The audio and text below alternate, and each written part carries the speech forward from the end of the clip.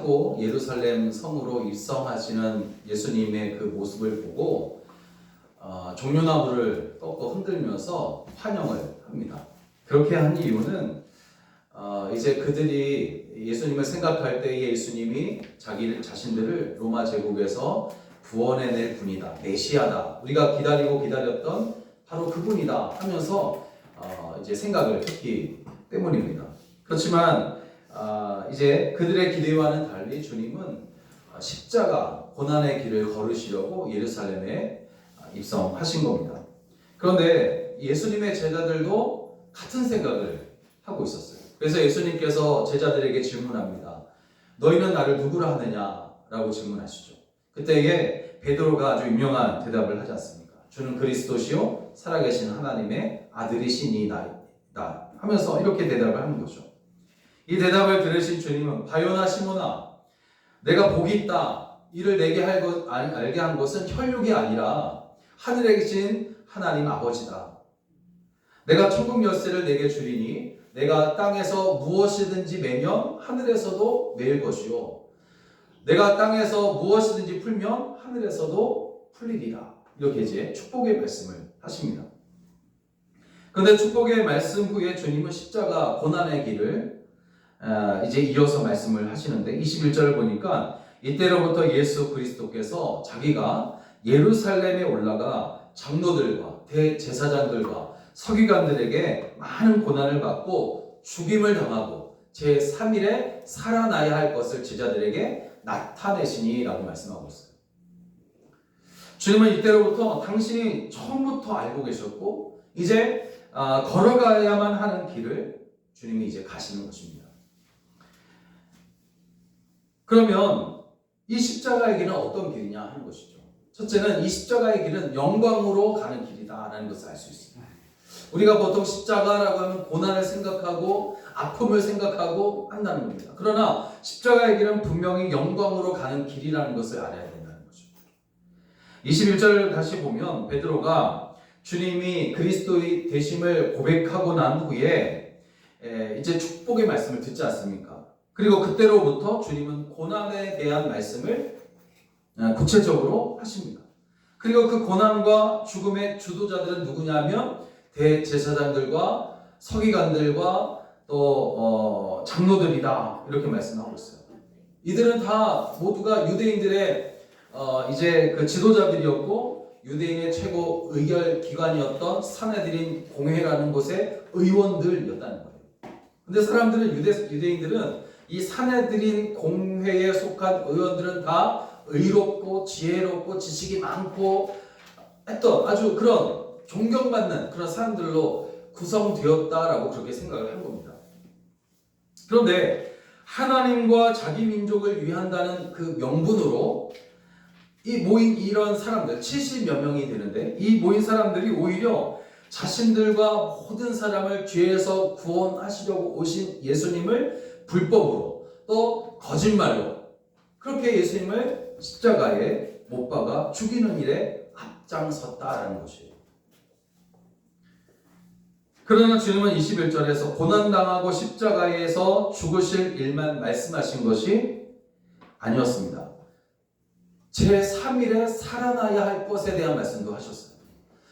우리는 이 말씀을 생각할 때마다 그리고 제자들이 오해하고 사람들이 오해하는 그 수준에서 멈추고 있었다라는 사실을 저는 이 말씀을 이제 준비하면서 깨닫게 됐어요. 제 스스로 깨닫게 되었어요. 주님의 십자가의 고난, 주님께서 이 대제사장들과 서기관들과 이런 사람들에게 고통을 당하고 십자가에 죽으시는 것이 고난의 길의 모든 것이다 라는 생각을 많이 했다는 거죠. 그런데 주님의 그 십자가의 길은 그것으로 끝나는 것이 아니라 제3일에 살아나야 할 것, 주님께서 친히 그것까지 말씀하신 것을 우리는 간과하고 있었다는 것입니다. 이렇게 주님은 제자들에게 십자가의 길을 말씀하시기 시작하셨는데 그 끝에는 부활과 영광이 있다라는 것을 분명히 알려주시고 있어요. 결국 주께서 십자가의 길은 고난으로 시작되지만 가장 큰 영광으로 나타나게 될 것이기 때문에 결국에는 고난당하고 죽는 것이 도리어 주님과 주님을 믿고 구원받는 우리에게 더 큰 축복의 말씀인 것을 깨닫게 되는 겁니다. 그런데 이런 사실을 모르고 있었던 제자들은 주께서 십자가의 길에 대해 말씀하시니까 그것 때문에 큰 충격을 받는 거예요. 그 충격은 예수님이 십자가에 못 박혀 죽게 될 것이라고 하는 그런 말씀 때문이기도 하지만 더 큰 이유를 생각해 보면 고난받고 죽게 될 주님이 그동안 자신들이 기다리고 있었던 메시아의 모습과 너무나 달랐기 때문에 더 큰 충격에 빠지고 말았다는 거죠. 그래서 제3일에 살아나야 할 것, 이게 너무나 중요한 말씀인데 제3일에 살아나야 할 것과 큰 영광이 있을 것이라는 말씀에는 귀를 기울이지 않는다는 거예요. 제자들은 주님의 여러 기적들 그리고 권위 있는 말씀들을 이제 그들이 들으면서 어떤 큰 기대에 부풀어 있었단 말이에요.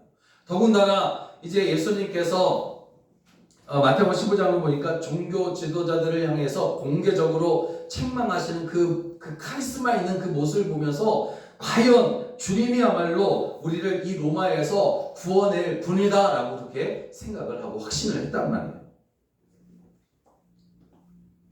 그래서 곧 메시아 왕국이 시작될 것이다라고 그들은 기대한 겁니다. 사람들이 생각한 메시아는 애굽에서 고통당하던 사람들을 이제 구해낸 모세처럼 로마 제국이라는 큰 왕국, 그 제국에서 그 속박에서 자신들을 구원할 분이다라고 그렇게 생각을 한 거죠. 그렇지만 주님이 말씀하시고 가실 메시아의 길은 로마를 훨씬 뛰어넘어서 모든 사람이, 모든 인류가 죄에서 구원받는 것이었고 세상의 어떤 나라들과도 비교될 수 없는 하나님의 나라를 이루기 위한 것이었다는 겁니다. 그리고 그 길은 십자가 그 고난의 길 외에는 없었다는 거죠. 저도 성지순례를 한번 한 적이 있어요. 25년 전. 벌써 25년이 넘었는데 25년 전에 예루살렘 성지순례를 한 적이 있어요. 가이드가 어느 이제 그 예루살렘 성에 이제 들어갔는데 이 가이드가 어느 골목으로 인도를 했어요. 골목이 좁아요. 울퉁불퉁하고 그렇습니다. 좁은 그 골목길인데 이 길이 예수님이 이제 십자가를 지고 골고다 언덕까지 올라갔던 그 길이다 이렇게 설명을 해줘요.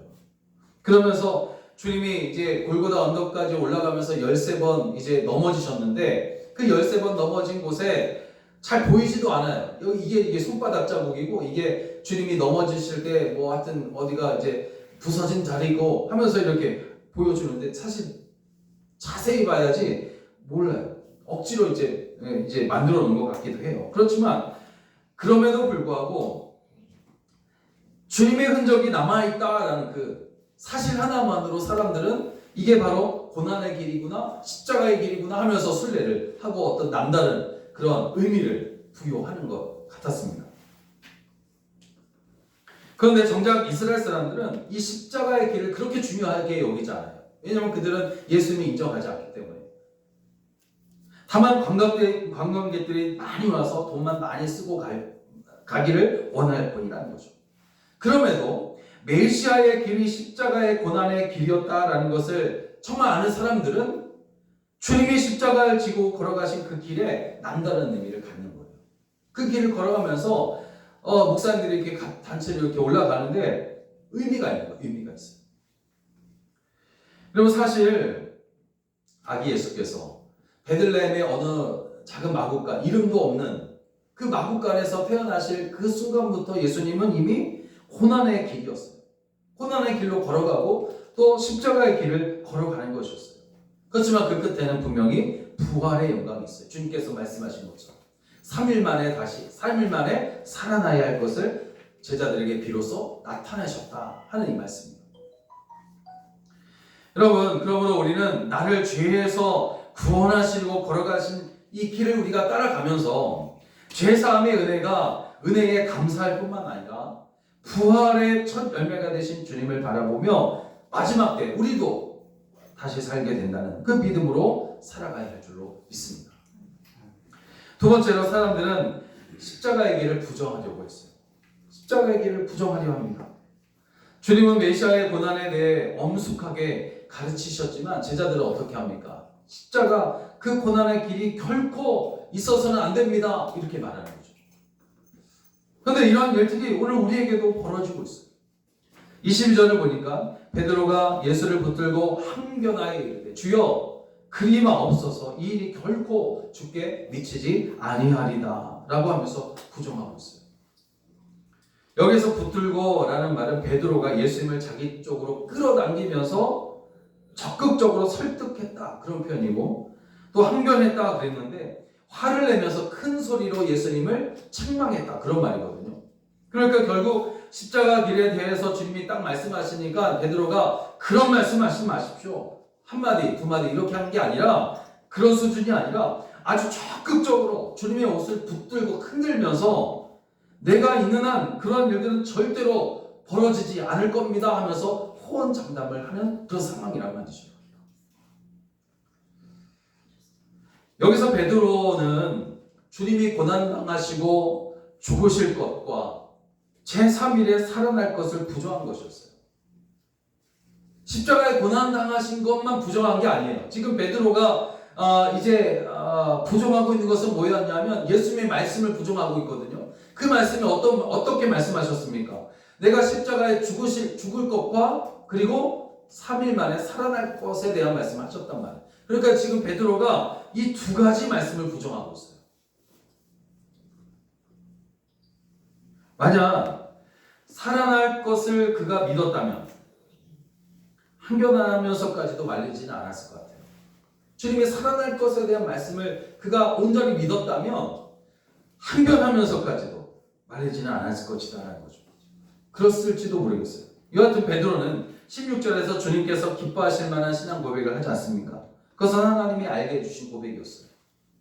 그러나 베드로는 그 고백이 자신의 생각에서 나온 고백인 줄 알고 우쭐댔던 것 같아요. 그래서 주님께 칭찬을 받은 후에 스승에 대한 어떤 충성심 때문에 그것을 보여주려고 주님이 십자가 그 고난의 길을 길을 걸어간다고 말씀하실 때 내가 있는 한 그 일은 일어나지 않을 거다라고 호언장담을 한 것이죠. 그런데 베드로만 그런 것이 아니었어요. 마가복음을 보니까 8장 33절에 보면 주님께서 제자들을 보시며 베드로를 꾸짖으셨다 이렇게 나와 있거든요. 제자들을 보시면서 베드로를 꾸짖으셨다. 그러니까 베드로뿐만 아니라 나머지 제자들도 그냥 수긍을 한 거예요.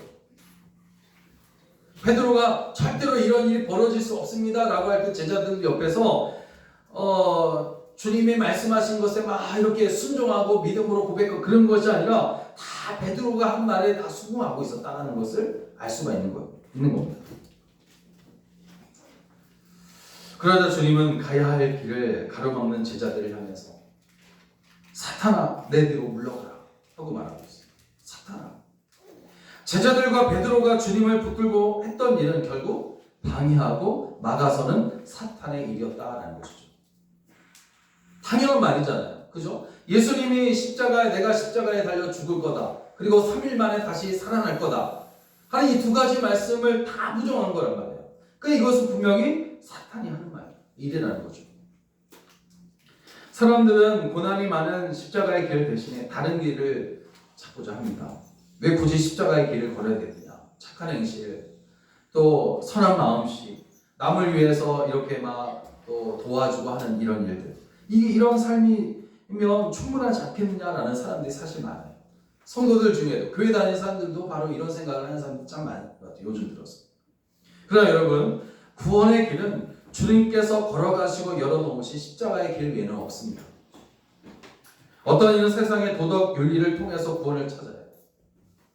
또 어떤 이는 착한 행실이나 봉사를 통해서 내가 죄를 씻을 수 있다라고 생각을 하는 사람들도 있어요. 그러나 우리의 죄는 이러한 것들로 해결될 수는 없는 거 아니겠습니까? 이렇게 사탄은 예수의 보혈 말고도 다른 것으로도 구원받을 수 있다 그렇게 말하고 있고 십자가의 길을 감추려 하고 그것으로 인해서 방해를 하는 거죠. 그러므로 우리는 분명히 알고 고백해야 합니다. 오직 하나님의 아들 예수 그리스도의 보혈만이 우리의 죄를 씻을 수 있다는 것이에요. 요한계시록 1장 5절에서 우리를 사랑하사 그의 피로 우리의 죄에서 우리를 해방하셨다라고 말씀합니다. 여러분, 세상의 어떤 종교도 우리를 죄에서 구원하지 못해요. 착한 행실과 마음을 가지고 헌신하면서 바른 길을 가는 사람이 되라고 말하기는 하지만 그것도 우리를 죄에서 구원할 수는 없는 겁니다. 오직 구주 예수 그리스도의 보혈만이 우리를 죄에서 우리의 죄를 씻길 때에 그 죄가 사함을 받는 그리고 구원받는 그런 역사가 일어나게 될 줄로 믿습니다. 또 마지막으로 십자가의 길로 주님은 우리를 부르시는 거예요. 우리가 세상을 살아가는 동안 이 십자가의 길로 우리를 부르셔요. 근데 여러분 그 십자가의 길은 고난의 길과 영광의 길이 같이 있는 길이 바로 십자가의 길이거든요. 근데 우리는 보통 이 십자가의 길을 어렵게만 생각해요. 고난의 길이라고만 생각해서 가기 힘들어해요. 그렇지만 이 십자가의 길이라는 것이 고난도 있지만 그러나 그 고난을 덮고도 남을 만한 영광이 그 끝에 있다는 사실을 우리가 온전히 믿는다면 이 길을 가는 것이 충분하다는 거죠. 24절을 보니까 이 예수께서 제자들에게 이르시되 누구든지 나를 따라오려거든 자기를 부인하고 자기 십자가를 지고 나를 따를 것이니라 하시면서 우리를 부르세요. 그렇다면 우리가 이 세상에서 걸어가야 할 십자가의 길은 어떤 길인가? 어떤 길이 십자가의 길을 걷는 것일까? 어떻게 해야만 우리가 지금 십자가의 길을 걷고 있는 것일까? 하는 것이죠. 계속 말씀드리지만 십자가의 길은 분명 힘든 길이에요. 그렇지만 영광스러운 곳으로 가기 위해 반드시 준비하고 훈련받아야 할 길이 바로 십자가의 길이라는 거예요. 그러면 어떤 길이 십자가의 길인가? 주님이 걸어가신 그 길, 주님의 그 모습을 통해서 우리가 십자가의 길이 어떤 길인지를 우리가 알 수 있어요. 첫째로 그 길은 순종하는 길이라는 거예요. 순종하는 길. 우리는 겟세마네 동산에서 간절히 기도하시던 주님을 알고 있습니다. 은혜 받은 성도라면 주님의 이마에서 떨어지는 그 핏방울의 의미를 잘 알아요. 주님은 십자가에서 죽어야 한다라는 하나님 아버지의 뜻에 자신을 온전히 복종시킬 때에 이마에서 흐르는 그것이 바로 핏방울이 되었다는 거죠. 빌립보서 2장 5절 8절을 보면 오히려 자기를 비워 종의 형체를 가지사 사람들과 같이 되셨고 사람의 모양으로 나타나사 자기를 낮추시고 죽기까지 복종하셨으니 곧 십자가에 죽으십니다. 여러분 주님께 십자가의 길은 아버지 하나님의 뜻 앞에 자신의 모든 의지를 꺾어 철저히 복종하는 그야말로 항복하는 길이었어요. 항복의 길이었습니다. 그렇게 항복했더니 주님이 결국 영광을 받으신 거예요. 그러므로 하나님께 항복하고 주의 말씀에 순종하는 사람이 결국에는 이기는 사람이요 영광의 자리에 앉게 되는 사람인 줄로 믿습니다. 그리고 두 번째로 이 십자가의 길은 어떤 길이냐면 섬기면서 가는 길이에요. 우리가 섬기는 삶을 살게 되면 그것이 바로 십자가의 길이라는 거예요. 주님의 전 생애는 십자가의 길이었고 그 길은 섬기는 길이었다는 것을 알 수 있습니다. 마태복음 20장에 보니까 주님은 우리 가운데 오실 때에 섬기려고 오셨어요. 인자가 온 것은 섬김을 받으려 함이 아니라 도리어 섬기려 하고 자기 목숨을 많은 사람의 대속물로 주려 함이니라 하고 말씀하시는데 주님은 많은 사람들을 섬기시다가 마지막에는 자기 목숨을 대속물로 내어주십니다. 그러므로 주님의 섬김의 절정은 바로 십자가에서 일어나는 거예요. 최고의 섬김이죠. 십자가에서 죽으신 것이 바로 우리를 섬겨주셨던 최고의 순간이었다라는 것입니다.